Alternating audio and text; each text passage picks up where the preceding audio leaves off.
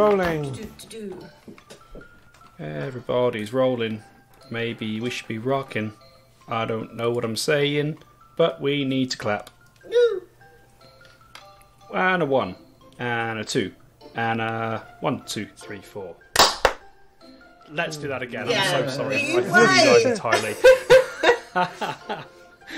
I forgot that one, we're not all musicians, and also there's like a delay of a Zoom. That wasn't ever going to work. Right, as normal. 1, 2, 3. There we go. I am a musician, and that counting was still terrible. I felt like I got it, but I don't know.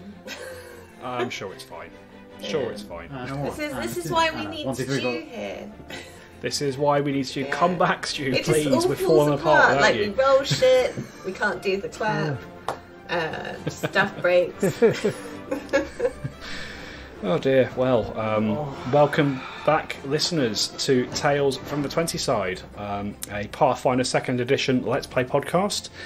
My name is Dom, and I'm joined by our regular cast members of Mr. Neil Kelly. Hello there. Mr. Darren Mafucci. Hello. And Miss Amy Chislett. Hello.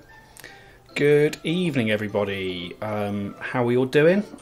We're still playing through our last little bit of Dinner at Lionlodge, one of the Pathfinder One-Shot series, and you guys have you've just had a bit of a battle. You were assaulted by your host, who you turned out to be a walking pile of snow. How's that made you all feel? I beat him to death with a chair. You did. I tried to beat him to death with a parmesan. The parmesan warmed him up. I'm taking that and bringing that parmesan with me. That's like my backup. Going around picking up all the little crumbs. That's going to smell nice. How are you feeling after that unexpected scrap in the dining hall? Very Pretty frustrating. destroyed, actually. Not doing so good. It's not finished yet, is it? We've still got this poor Lindy to take care of, I thought. That was just like the intro. I should have known better. I should have known dinner would turn out like that. There's a reason why we're the prey. And, Yeah, that art on the wall outside, it's all coming together now. It's all the scales have fallen from my eyes. I see it all. We should have known. Yeah, I mean, at least you got a nice meal out of it first, right? Well, I don't think we got really past the starter. I felt like Also kicking off. Your Kitsune friend Takamiru is still unconscious in his bowl of food. So you didn't entirely get out of it unscathed. Yeah, we almost didn't have Zerid for most of that fight. I had a few mouthfuls of venison, and then the next thing I know, I wake up and everyone's kicking the shit out of each other. We're getting the kick. Which I think that's your kind of dinner, really, isn't it? Yeah. Your kind of dinner party. This is my kind of dinner party. Dinner and a show. There we go. All right. Without any further ado, as we are on borrowed time in many senses of the word, shall we crack back into the game, folks? Crack on. Yeah. Yes. Yes. See Right. what more fun awaits us. That's it. There you go. So as Zerid has just destroyed Orgland Grimcarver, bludgeoned him to death with a chair. As he was doing so, you noticed that once again Aldegrund seemed to turn into snow rather than leaving a body behind, and his armour clatters to the ground, as does his hammer. And the last thing you heard was a chuckle as Aldegrund was destroyed. And a promise that he would see you again very soon. And Zerid, as you finish bludgeoning Aldegrund into the ground, there is a clang and a clatter, and you look over to where Vorlindi was standing, and you see that he too has crumbled away into snow, leaving only his scale mail and his warhammer behind. You guys are out of combat for the time being. So that was buy one get one free. It was. So we're going to go to bed now, yes? So he did promise us a nice sleep. And 60 gold, 120 Yes. gold pieces. I don't think he was sincere in that. I don't think he intended to keep us that. And I suggest we don't eat any more of the food, even though I'm quite hungry and I've been starving myself in anticipation of a big feast. As you say that, Zerid will spit out a lump of cheese that he picked up off the floor and start eating. So you quiet returns to the hall of Lion Lodge. Yeah, I mean, what would you guys like to do? You can see that there are a couple of doors around this place. You know, do you want to have a look around? Do you want to explore? What do you want to do? I think we should have a look around. They're obviously not going to pay us, so we may as well. Might as well rob them. Yes, we may as well rob them fucking blind. Yeah. So Zerid, as you're moving away from Dorlevin's, what remains of Dorlevin, amongst his scale mail and his warhammer, you see that he has there looks to be a slip of paper tucked into part of his chest plate. Okay, I'll have a little peek at that. And Jaith, you also notice that amongst the pile of snow that used to be Aldegrund, you can see that there is what looks to be a ring of keys. Ooh, keys! Oh, take the keys. I bet these keys will open some locks. And Zerid, as you pull this slip of paper out from Dorlevin's remains, you flip it open and you see that it is it is a note of some sort. It seems to have been written in a fairly unsteady hand. It says quite simply, "I am a mockery, built by that monster Aldegrund, and I only hope to see him killed before I can abandon this insult to life." So this was from the pile of snow that used to be Aldegrund, or that we thought was Aldegrund, was it? No, this is from Dorlevin. Ah, right. "I am a mockery, built by that monster Aldegrund, and I hope only to see him killed before I can abandon this insult to life." He's not going to get his wish then, is he? No. Very sad. So yeah, you find yourselves in the hall, having discovered that note. Takamiru is still unconscious, face first in his bowl of food, but otherwise quiet has returned to the hall. What would you all like to do? And then I will have a look to see if there's any locked doors. Yeah, you absolutely can. Walking around the hall there, Jaith, you do see that there are kind of three. Well, there are actually four main doors around the hall itself. The door on the right of the map is unlocked and leads into the kitchen. The door, and as are the doors on the left-hand side, which are both unlocked and seem to lead into a corridor with four more doors in them. The one door that is slightly curious is the one kind of in the bottom right corner of the map, and you kind of get to that lock, and it is you find that it is locked. Yeah, it is locked, and the keys on this keyring do not seem to fit the lock. Well, they must fit something else then. Yeah. We should explore. We can't explore in here. We have to try another room.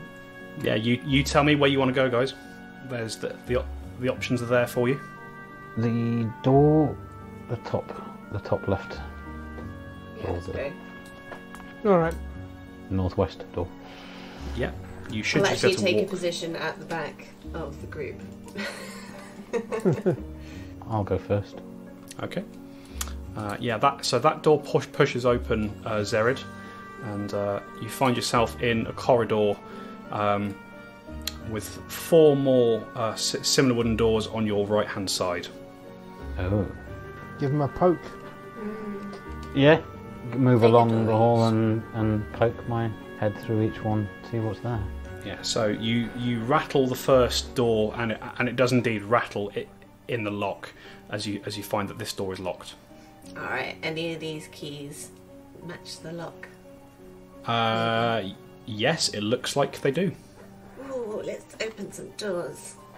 So you open the first. You open the first of these rooms, and you find yourself looking into a very simple bedroom, a very Spartan sort of living quarters.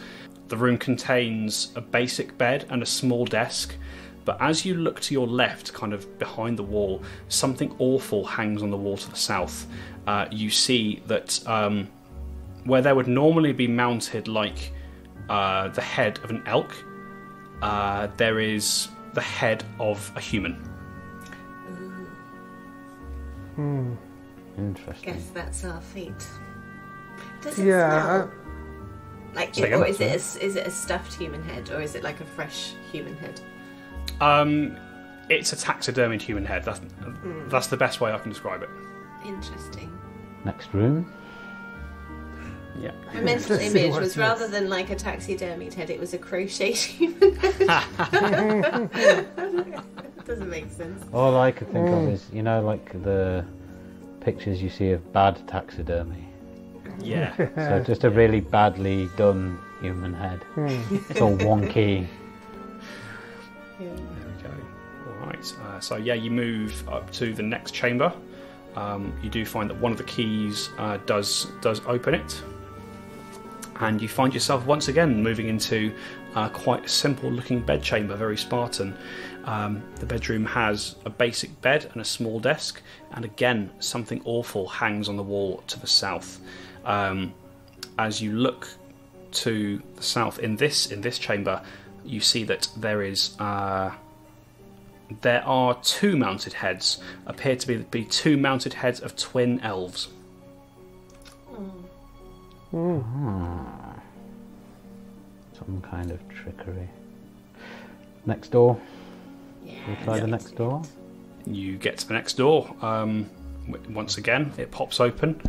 You find yourself in a very simple bedroom, containing very, very Spartan, containing a basic bed and a small desk. And something awful is mounted on the wall to the south here as well.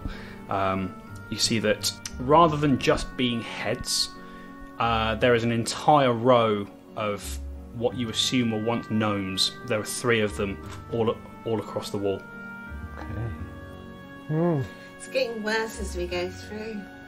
Yes, I wonder. I I wonder what's behind door number 4. It's going to be 4 or something grisly, I expect. If I'm any good at reading patterns, or if I'm just... Maybe it's a speedboat. Let's have a look at what you could have won. All right. So, are you going into the last chamber? Have a look. Yeah. Go in. Okay. You head back to the rooms themselves, to the last room, and you once again your keys click the door open, and you find yourself once again in a very simple bedroom, very Spartan in appearance, which contains a simple bed and a basic bed and a small desk. And something truly awful hangs on the wall to the south as you look over, and you see the wall is covered with lace doilies. Well, what's lace worth these days? Is it worth having? I don't think it's a thing that still gets made that much, like lace. It's like a dying out. Oh, does that mean it's more valuable? It might be. I imagine Or is so. it just out of fashion? It's probably that. No one's making it because no one wants it. I'm just looking for plunder. I'm just looking for something to make this trip worthwhile. Yeah, I don't think there's anything in here. Shall we try the lower door? Let's try the lower door. Yeah. You find the lower door from this corridor takes you back into the main hall. Oh, okay. Well, we're just going to have to break down this door then. The locked door. Yeah. So who's going to break it down? Who's going to break things? I'm only little. Takamiru snores loudly. I'm only little. I'll have a crack at working it.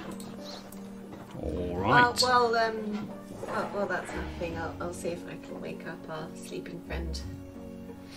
Yeah, sure thing. So as Zerid moves toward the door to start breaking it down, are you attempting to pick it, or are you just trying to force your way through it?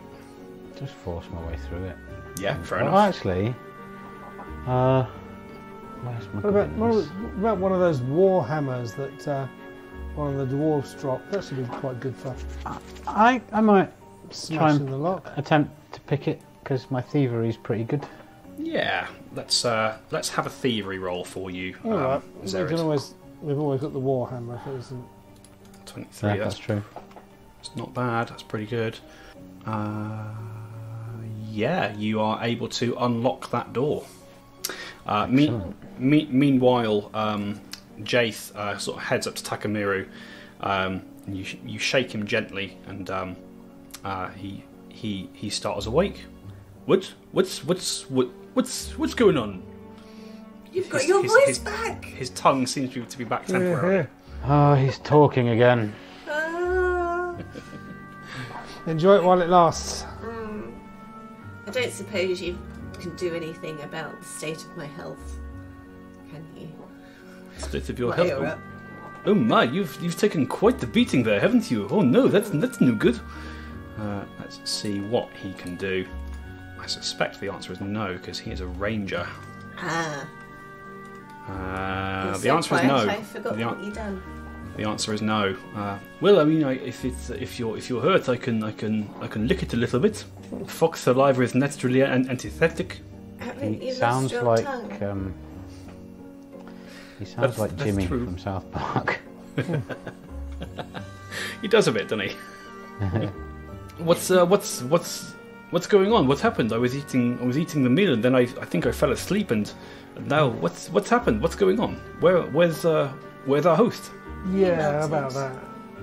I beat him He to death melted. with a chair. What? Yes, Zerid beat him to death. What? Why? Why would you do such a thing? They poisoned us and tried to kill us. Oh, that's a pretty good reason, actually. Okay, I understand.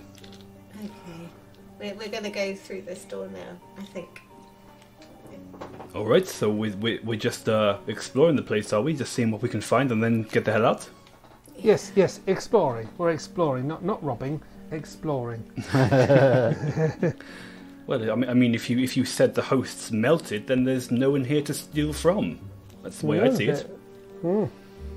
In fact, I think in certain lands, by law, this house is now ours. Yeah, I like this train of thought. This could be our base of operations. This will be our inheritance. It could be, you know. That home I've always wanted with a dragon fireplace. Is this one? You didn't realise Yes. it was this one. Yes, that's fantastic, Kelsey. That's yes. How amazing! And his tongue goes again. Good. Like, he doesn't lose his hearing when his tongue goes as well. No, he can still hear what you're saying. I'm going to walk through the door. Yep, you walk through, and as you come around the corner, Zerid, you do come to another door ahead of you. Is it locked? Do you want to just try and open it and see what happens? Do any of the keys I've got fit? I actually, before I touch anything, I want to use Trap Finder. Oh, you have Trap Finder, don't you? That's fine. Yeah. So I'll roll check for you. What's your perception modifier? Perception modifier is 8. 8. Okay. Yeah. As you have this thought, Zerid, you think, oh, I'm just going to see if I can open it. Wait a second. Wait. And as you take that second to stop, you do see a flicker of light, sort of in and around the keyhole. There appears to be a magical trap of some sort on this door. I can fix this. After you. I can dispel magic. You can dispel magic, okay. Yeah. Are you casting that? Let me find the tab out of the many tabs I have. Yeah, I've got so many tabs open as well. It's unreal. Yeah, just like so many. Right. This is I feel like this is a fairly accurate depiction of my brain at any given time. There's 10,000 tabs open. Oh, there we go. All right, this is one of my signature spells. In case that props up. Yeah. So that means you can heighten it at any level. Nice. So, I'm sure you know what it does. I've just been reading it. I've got an idea. So yeah, would you like to? Are you casting signature spell? Yes. Sorry, Dispel Magic. At what level? Level 1 or level 2? Level 2. Okay. I haven't used any 2s yet. All right. Please roll a spell attack for me, please, Jaith. Okay. Spell attack roll is 13. 13. As you cast your Dispel Magic there, Jaith, you see the magic around the lock sort of flickers as if it's about to break, but it remains in place. That's you are not able to take it. It looked like it was going to, but there wasn't quite enough behind the magic to get rid of it entirely. So there is something. Oh, I have Dispel Magic as well. Oh. Shall I have a go? Yeah, maybe you could do better than I can. Let me have a go. So I'll do a... I've had... how many level 2 spells do I have? You should have 4 per day. I think you've used a couple for healing, haven't you? I've used 2 for healing, yeah. Right, Dispel Magic level 2. Alright, so again, roll a d20, add your spell attack modifier. That's 25.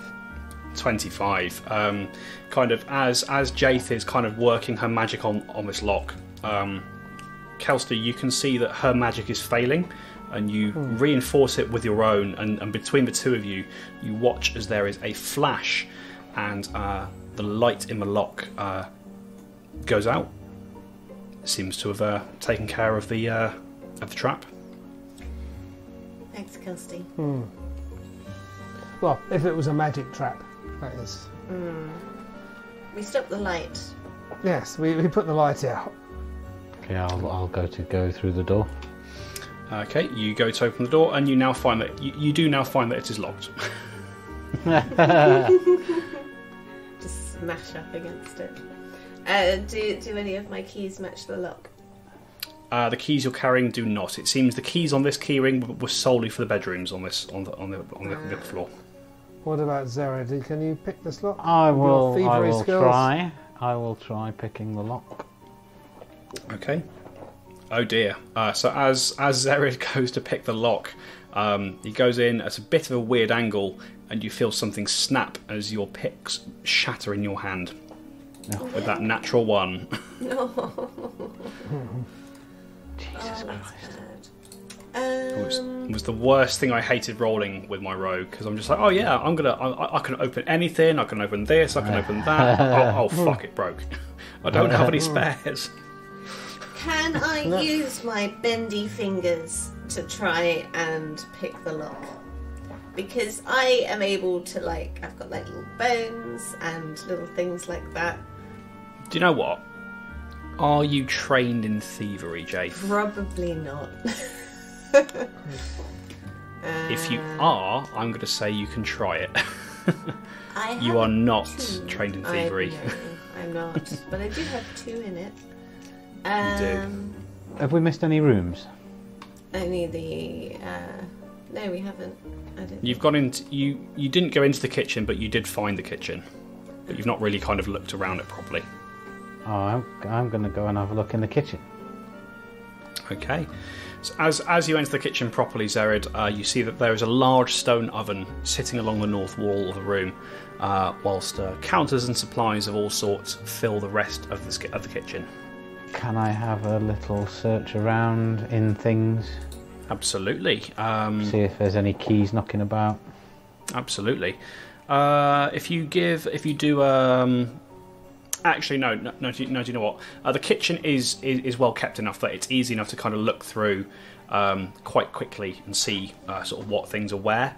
You don't find any keys, but you do find a set of expanded alchemist's tools on the western table that smell like they smell like something foul-smelling was recently brewed with them. Okay. I'm going to assume that's what knocked me out. So I guess we're going to have to break this door down then. What's through there? What's in this room? Up here. Have a little look in here. The door to the north. Yep, you step through it. Is that fucking names tonight are awful. Zerid. Zerid. You step through and you find yourself in a pantry, the shelves of which contain only bits and pieces of food, although there is a basket with a plain sheet of cloth draped over it that just sits on a table in the middle of the room. Better have a look under the cloth then, Anna. Yeah, as you look under the covered basket, you see there are a few handfuls of what seems to be some kind of strange grey mould. Oh. What's your nature modifier, Zerid? 0. 0. You don't know what this is. As you kind of lift the basket off and you kind of see the stuff, you do get a little whiff and it does make you feel a little bit woozy. But you don't know what it is. Okay. Does anybody else have nature? Is anybody else trained in it? I'm not trained in it, no. Oh, I've got some nature skills. I've got 4. Yeah, I mean, do you want to investigate? I mean, is Zerid telling the rest of the group what he's found? Yes, come and whiff this grey matter. Yes, I I'll have think you want to smell it. I'll have a There's matter in the sink. All right. So as fucking Kelsey, that's your name. Kelsey comes into the pantry, and Zerid, you show her what you found, and Kelsey, you instantly recognise this as spider mould. It's spider mould. It's a toxic substance, but only when eaten. It's an ingested poison that makes people basically knocks people out. It's known for having a very delicate texture and a very faint taste, so it can be quite hard to detect. Sort of when it's paired with other foods, particularly well-flavoured foods. So what is it that's stinking in here? Oh, so what was stinking was in the kitchen itself, and there was a set of alchemist tools there that looked like they'd been used to brew something. And you suspect actually that they'd used that to kind of distill the essence of this spider mold and make it more potent. I think it's worth. No, I just don't want to take any of the spider mold with me. Might it come in handy? You know, if I can't sleep, for instance. Or if we want to shut the fox up again. Yeah. We can use the fox as a battering ram. So, Jaith, as you kind of lean back into the main hall to kind of gather the group and get them to come and bash this door down, you will see this before the rest of the group will. Well, Takamura will as well because he's kind of still sat at the table. But Jaith, you see the main stone doors through which you entered. There is a flash of light that illuminates kind of along the inside of the door itself. They swing open outwards, and you see stepping through the door a familiar dwarf. You see the shorter, stocky form of Aldegrund Grimscar. That wasn't his name. Grimcarver. Grimcarver. There you go. And you see that he as the door swings open, he calls out to all of you. It seems that if you want something done right, you've got to do it yourself. Mighty Alokar, give me the strength to slay these foes in your name. I would like everybody to please roll for initiative. 16. 14. So that was 16 for Jaith. 14 for Kelsey. And for Zerid? 10. 10 for Zerid. I'll roll for Takamiru, because might as well. It's a decent roll. And for the man himself. That's awful. Right. But somehow still better than Zerid. Kind of as Aldegrund bursts through the door, and you all kind of sort of stand to you hear this happening. It's actually going to be Takamiru acting first, who does not have a clue what's going on here. You see, he looks over at Aldegrund, and you hear him say, "I thought you said the host melted." Yes, we did. Well, But, here he is. He's very not melted. What do we do? Melt him again. Melt him again. God. He's really things are. Jesus. He's not much of a host. Things are better when he's melted. I'm going Right, to beat you to death with 2 chairs now. Alright, I'll try. Start windmilling. You see that Takamiru is quite simply going to draw draws his sai and his trident, and is going to. He's going to stay where he is. He's going to hold a ready action. You can see he's getting ready to stab if Aldegrund comes near to him. And then he goes as his tongue seizes up once again. End of Takamiru's turn. It is Jace. So you've seen Aldegrund step through the door. He's called out this dedication of some sort, and as he does so, you can see that his skin is beginning to turn bright red, and you can see that his hair is rather than sort of just being sort of flame-like in colour, is now starting to burn with literal fire itself. But right now it's not his turn, it is yours. What would you like to do? Oh, this is not good. So I'm going to move myself into range, and then I'm going to cast Sound Burst, which is a 10-foot burst. I can cast 30 feet away, so I can centre it on him. Nice. He needs to make a fortitude save, is that right? Fortitude DC 14. Okay, fortitude 14. That's going to be a 26. That's a critical success. Ah, well, then nothing happens. Oh, there's just this really loud bang, and then nothing happens. And Aldegrund kind of looks at you. Trying your tricks, are you, Flesh Warp? Calm now. You'll have to do better than that. Make this enjoyable for me, won't you? Oh, fuck you. That's going to end your turn. Kelsey, we're on to you. You hear this commotion coming from inside the main hall. What would you like to do? I'll go and see what it is, and then upon seeing Aldegrund again, give the Divine Lance a go. Shall we see what? Go straight for it. So. 13 is not going to hit, unfortunately. It never does.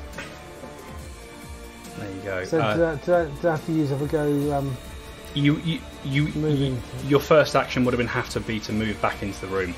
Yeah. Because unfortunately you cannot shoot through walls. No, unfortunately. Well, can't shoot through anything at the moment. Oh mate, I'm sorry. I'm firing blanks.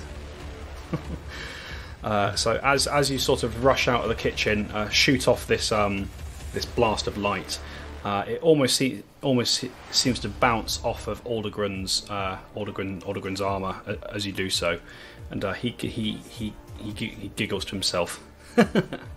All right then. Well, now it's my turn. Alokar, give me your full strength to defeat these worthy opponents. And you see his skin turns completely red as sort of horns curl out from his brow and a pair of flaming wings burst from his back. You then see he draws. No, do you know what? He first. You see he has a warhammer slung to his back, but first up he's going to draw his short bow, which he has kind of around his waist. And I can't do that. That's annoying.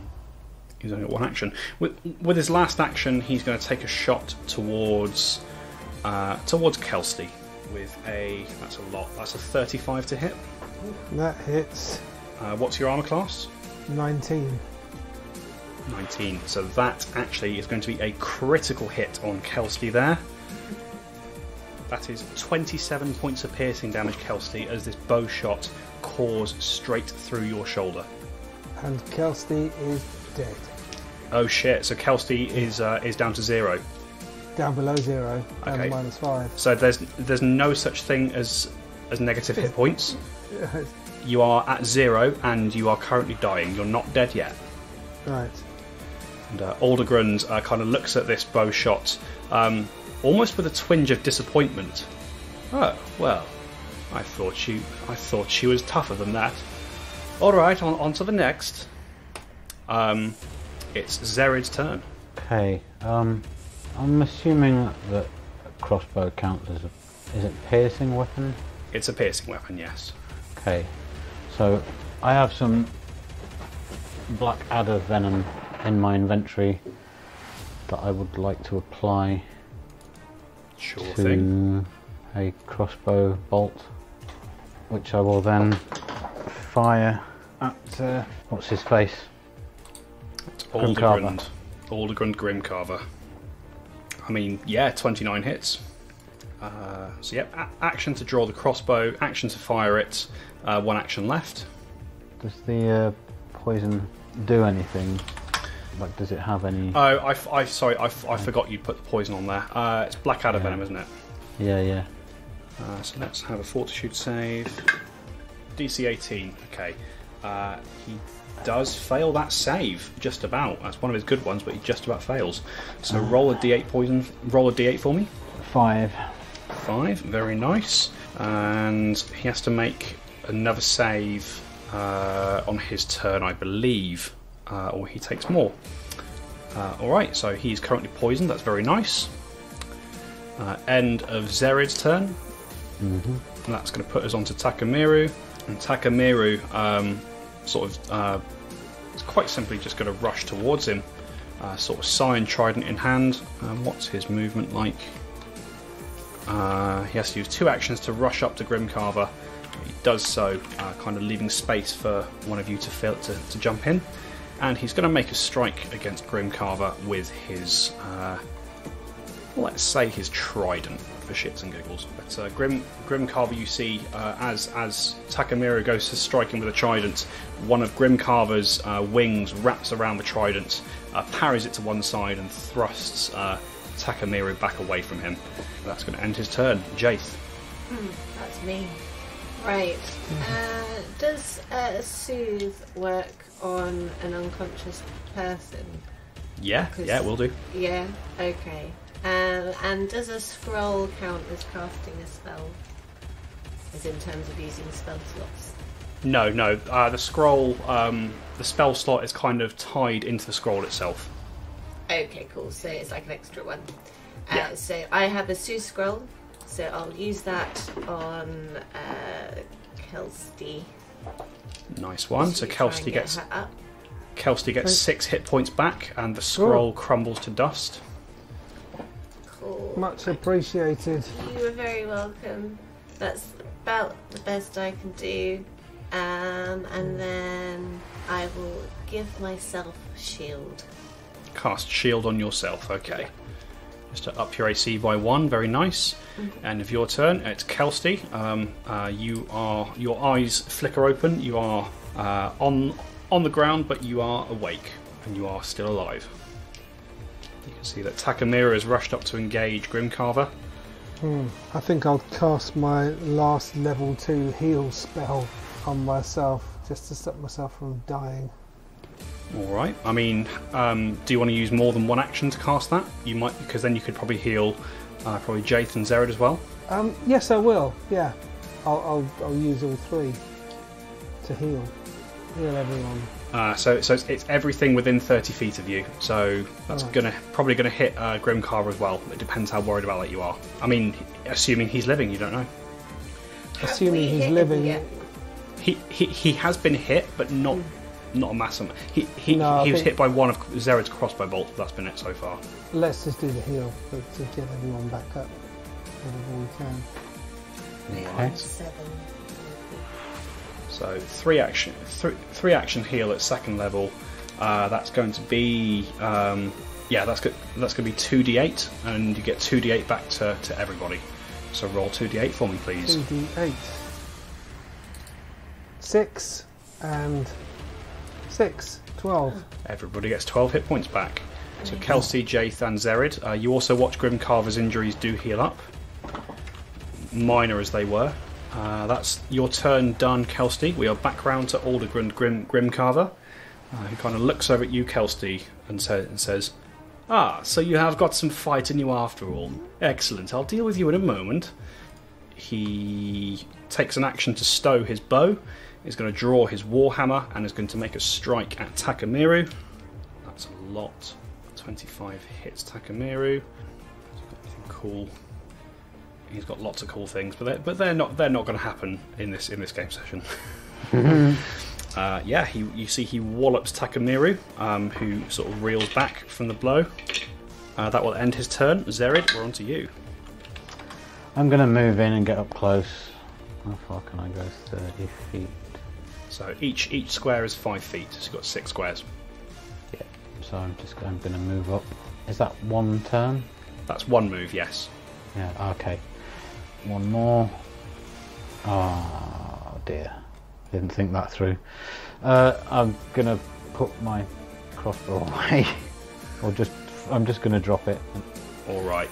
As you rush up to Grimcarver, you just discard your crossbow, thinking it's going to be no longer needed. And since drawing my rapier is an action, can I just swing at him with a fist? Yeah, you absolutely can.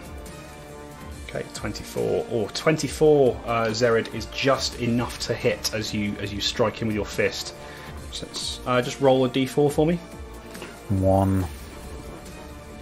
Okay, so plus your strength is 2 points of damage there. Very nice. I'll take that. Okay. This is where he just incinerates me now at a click of a finger. So end of Zerid's turn. We are back round to Takamiru, who is going to continue striking. You see he goes with a trident and then his sai. Trident hits. Sai does not. And his last action, again, pretty sure he's got some cool stuff he can do, but it's not happening tonight. So he's going to attack again with a trident. And misses. Does score a couple of good strikes though. That's going to end his turn. It'll be Jaith. Okay. I am going to activate my heightened tacticular limbs. So I basically, my arms turn into long, pliable tentacles. And oh no! It basically means I can touch people from distance. From like 30 feet away. That's nice. That's nice. It reaches to 20 feet currently. That's pretty cool. Yeah. So I can go for them, and then you've got 2 actions left. And that I have 2 actions, so I can't do all the things I wanted to do. So I will move myself a little bit closer. So I'm just within a bit more range. And I'll throw up shield on myself again. That's my last Okay. action. So you watch as Jaith's arms melt into a mass of writhing tentacles. She steps forward and raise shields. Okay. Evasive maneuvers. Evasive maneuvers. Pattern delta.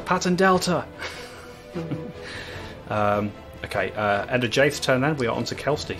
I'll give him a blast at my rate of enfeeblement. Alright, so roll the spell attack for me to start with. 13 misses. You shoot the ray towards Grimcarver, and again he brings his warhammer around and just almost swats the magic out of the sky. So I will, my last go, I'll put my shield up. Shield buddies. The end of Kelsty's turn, if that's all you're doing. We're back round to Aldegrund, who sort of looks at the two of you.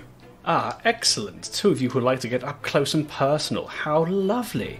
He's going to start by making a Warhammer strike towards Zerid with a 26 to hit. Mm-hmm. That hits. You take... No, that's a D10, it's not a D8. You take 12 points of bludgeoning damage as you're swalloped with the Warhammer. Oh. Right, okay. Second attack is going to go against Takamiru. 21. Oh, that's close. That is his AC. Takamiru takes another wallop. Not as much of a wallop this time, but still a wallop. And his last action, you see he's actually going to... he flies over your head, Zerid. Sort of flies himself above, kind of just above the table here. With these glorious, in a really dark way, sort of flaming wings that burst from his back. And as he soars past, he turns to face all of you. And as he soars above, begins to revel in this, he begins to laugh. This is so glorious, isn't it? And then, as you do so, you all hear a rumbling from somewhere deeper within the mountain. No. Aldegrund, Grimcarver, you take too long. You waste my gifts. And you watch as his wings burn away to nothing, his skin returns to a normal colour, and he drops from the sky, landing with a thud on the table. And as he lands on the table, he looks up, and you see fear in his eyes. No. Lord Alakir, please! Grant me the strength to finish them off. I'm so close. That ends their turn. Zerid. Oh, it's my turn, is it? It is. Well, I am going to walk over to here, pick up this chair, get on the table, and twat him with it. Roll the attack. You use the rapier. I'll adjust it. There we go. 23. With the frighten penalty, 23 is going to hit. You crack him across the face with your table. Your favoured weapon is the table. Awesome damage for that. Very nice. The chair. The chair, sorry, that's what I meant. Action to pick up the table, the chair. I've done it again. Action to move in, action to attack. I think that's you done there, Zerid. Yep. We're on to Takamiru, who is going to rush, basically keeping pace with you. 10, 15, 20. Ooh, look at that. He can rush onto the table and get into a nice flanking position. And his last two actions, attack twice. That's a miss. That is a hit. So scores a hit with the trident, or the sai, sorry. End of his turn, it's Jaith. What does stupefy do? Stupefy? I was in the Someone condition. becomes stupefied, yes. Oh, so stupefied makes it harder to cast spells. Oh, okay. I will then use... I'll use Spider Sting, which is a spell. Okay. It's my first level spell. So I can... I do it there. So it's a DC Fortitude save, 14. Okay, so you need to make a Fortitude save. Sorry, I'm just doing lots of math in my head. That's pretty good.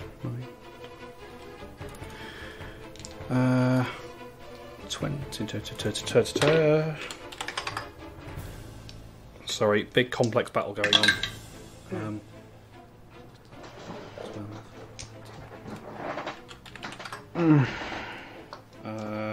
Sure, sorry, you wanted a Fortitude save? Yes, DC 14. Okay. 16 on a die, so he's going to succeed. I think that's going to become a critical success. Okay. If so, nothing happens. Okay, As usual. I do need another fort save against the other poison from Zerid. I forgot to do that before. That is a fail. Zerid, could you roll a d10 for me, please? 3. 3, very nice. Sorry, I just realised there was a lot of stuff I'd missed out on. Okay, anything else with your turn, Jace? I will throw up shield again. Yeah, I tell you what, just because I'm curious, I have a feeling your character sheet isn't set up properly to calculate spell DC. You know your spell DC is 20, right? Oh, I thought it was 14. Saving throw, 14. Where was that? Where was that coming from? When I click it. Oh, I see. Oh, I see. Yeah, it's because the spells themselves aren't set up properly. No, your spell DC is on the spell page. Okay. It's on the left toward the top, and your spell DC is actually 20. So that thing against Spider Sing was actually a success, a regular success, not critical it success. doesn't matter. We can get past it. Okay. Well, we know for future. Anyway, end of your turn, Jaith. Kelsey, we're on to you. I will use my awesome divine lance. Boom. Take that. Take that with, what's the attack roll? 26. 26 hits, you know.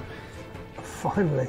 Yeah. And as this blast of chaotic energy strikes Aldegrund, Kelsey, you can see that it seems to crackle and writhe more than you were expecting it to.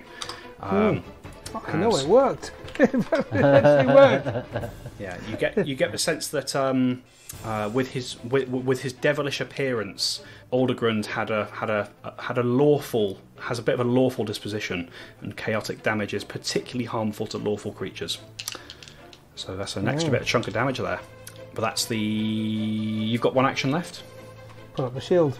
Put up your shield. Very nice. Okay, okay, we are on to Aldegrund's turn. Sort of seeing that he's now surrounded. Yeah, okay. So you see he's actually going to drop his warhammer, use as an action to take out his bow, and sort of calls out, "Fine, very well. I'll do this without Lord Alocair's help." Pulls back on his bow.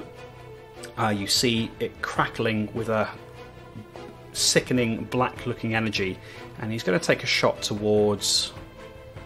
Who's pissed him off the most? You're all kind of ganging up on him here. He's going to take a shot towards Zerid, as you're right there. But in his frustration and his panic, you can see his hand is shaking, visibly shaking, and the arrow goes scooting over your head, Zerid. And it's now your turn. Hit him with the chair. Always the chair. I like it. I like the chair. The chair works well. Go for it.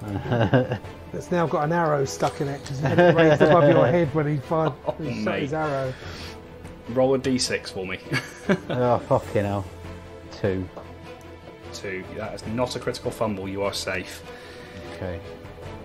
2 actions left. I'm going to launch the chair at him again. Go for it. That's better. 25 will hit. And sorry, could I also have, I think it's 2d6 for your poison as well, because he failed on the save there. Oh, 2d6. 4 and a 2. 6, very nice. And yeah, your attack there with the chair. Yeah, he's starting to look injured now, especially since he's lost his demonic boon that he'd been given. Starting to look very injured. 1 action left, Zerid. I'm going to crack him with the chair again. Yeah, if it's working, why stop? And this time he is able to get. You smack the chair towards him, and it glances across his armour. That's the end of your turn. We're on to Takamiru, who, with where he is, quite simply stab, miss, hit, and a natural 20 to finish off there. So Takamiru sort of dives in with his weapons, sort of carving into Grimcarver. The last strike in particular, leaving a bloody gash down his back, and Aldegrund is beginning to stagger on his feet as he tries to keep himself upright. That's going to end Takamiru's turn. We're on to Jace. Okay. I can do Grim Tendrils without hitting anyone else. So I'll do that as a line in front of me. Okay. So it just hits him. Right, it's a fortitude save. Fortitude save on the Grim Tendrils. Spell DC is 20, right? Mm-hmm. You roll particularly badly on that. For 19. Yeah, fail. Okay, so 5 damage and takes 1 persistent bleed damage. And 1 persistent bleed, very nice. Really looking quite badly hurt there from the barrage of attacks from Takamiru and this blast of tentacle power from Jaith. Oh my god, I'm never saying that phrase again. Tentacle power, fuck me. Okay. And I'll throw up shield. Throw up shield. Alright, end of your turn, we're on to Kelsey. Divine Grimcar. Lance. Divine Fine. Lance, it worked last time. It did. Oh, 29. 29 is a hit. It's not a critical. It's a damn good hit nonetheless. That's 4 plus 4 for your wisdom plus his vulnerability. Okay, as this blast of energy crackles across his body, you see Grimcarver sort of turns to all of you. No, you dare, you puny mortals, you dare, you do not deserve to lick the boots of Lord Alakir. You'll die, all of you, you'll die. He does not. He's staggering he's staggering and swaying, but he is still just about up. I'll put my shield up. Put your shield up, okay. We are round to his turn. Okay, he's going to turn around towards you, Kelsey, with his short bow in hand.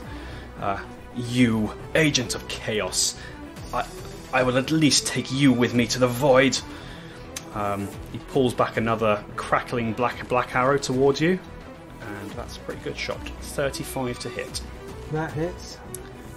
Your Shield unconscious. didn't do. I think you can still use your reaction to shield block that to reduce the damage if you want. Yeah, if I can. Yeah, so you use your shield. It will break the shield spell. You won't be able to use it for like another 10 minutes. Right. As this arrow flies towards you, you put a burst of magic energy to take some of the blow.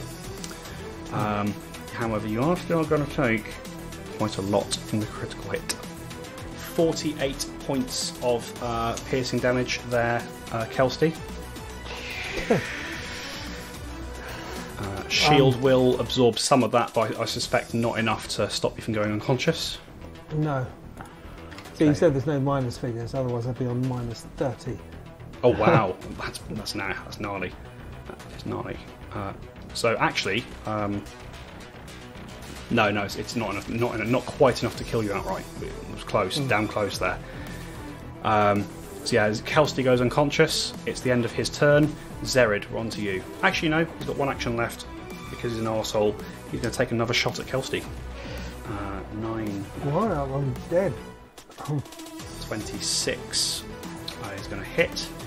Kelsey becomes dying 3. Dying 3. That's it. And end of his turn. It is now Zerid's turn. Okay. You've just watched him. You've just watched him take Kelsey down with an arrow and then shoot her movingless body on the ground just out of spite. I just want to keep bludgeoning him with a chair. All right. I feel like because I did it the first time round, it's fitting. It is. Go for that attack. There we go. Oh, that's a natural 20. Amazing. And once again, the chair comes through for you, Zerid. Tell me how you bring down Aldegund Grimcarver. In the exact same way I did last time. I just bludgeon him into a paste.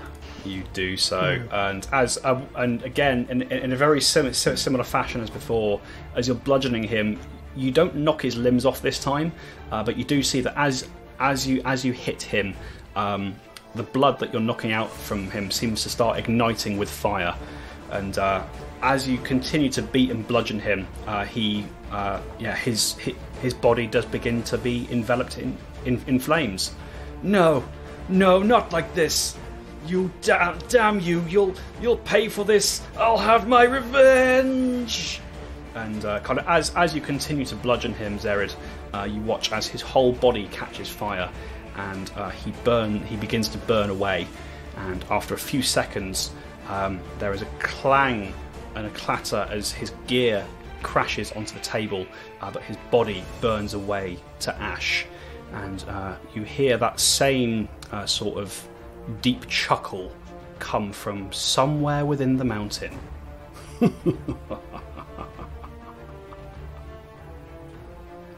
And that's where we're going to end for tonight, folks. Okay. Yeah, we did it. Nice. So yeah, you guys have defeated Aldergun's Grim Carver, and Well, I didn't. I didn't. whatever sinister machinations he had going on here. Your little group certainly now seems to be in control of this little lodge. But we will have to find out what happens as they explore it further another time, because that is the end of our session, and that is the end of this little one-shot series. All right, then, folks. Well, that was good fun. I really enjoyed that. Cheers, Dom. Hopefully we'll be back with the main story soon. And in the meantime, stay safe, and we'll see you all very soon. So, All right. Good night from everybody. Good night, everyone. Good night. Bye bye. And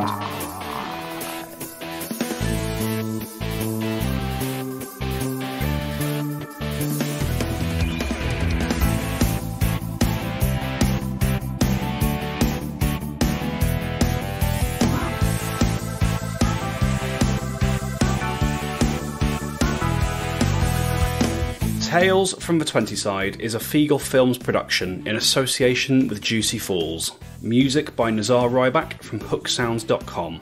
Find us on Facebook, Twitter and Discord by searching for Tales from the 20side or by visiting talesfromthe20side.com.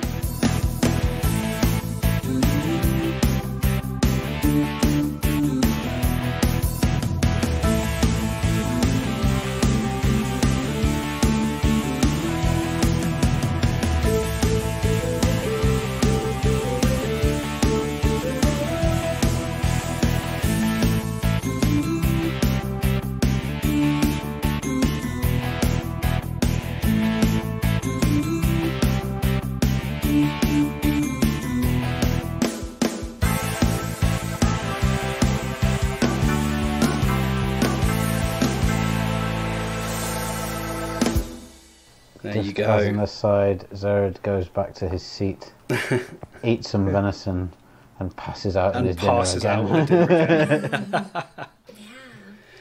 Yeah. Oh dear. Right. I know it's late. Anyone want to say anything before we wrap up? I like hitting people with chairs. You sure do. You're good at it. You're good at it. Yeah. I'll tell you what, it's made me even sadder that the parmesan didn't work the first time now, because that could have been the parmesan could have gone the whole way through. I did briefly contemplate grabbing apples and bread rolls and just trying to bludgeon him with whatever was on the table. Yeah. There we go. Well, you got through it, guys. Well done. No, I didn't. I didn't get through it. Dying on the floor. That's a good point, Neil.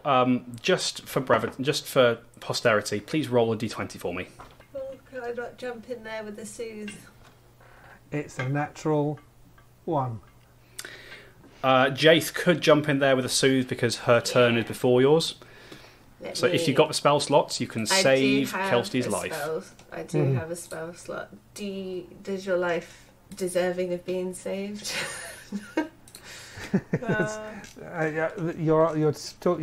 That's pondering yourself, aren't you? You're actually asking me.